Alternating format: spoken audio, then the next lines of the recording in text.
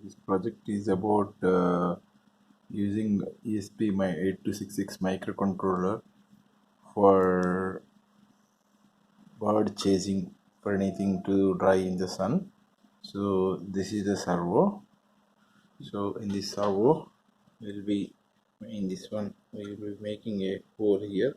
We'll put a rod, aluminum rod, which is around 1.5 meter, and using this hole, we can fix the servo motor tied to this wooden piece. This is the microcontroller. So apart from the servo is connected to the 5-volt supply and also ground, and one servo signal D4 pin. So this is connected to USB supply.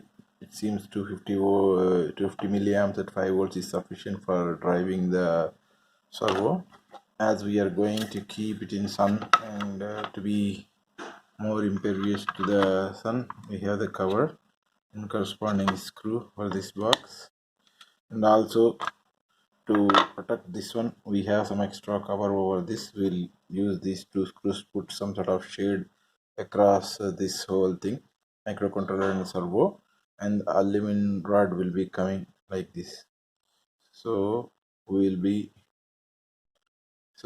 testing this one with connecting the power to USB 5-volt thing.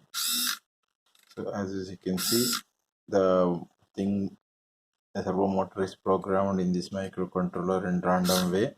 It will, so that as if birds or any insect flies, which somebody is moving, it's not some sort of linearly moving, some unpredictably it moves around 180 degrees swiping.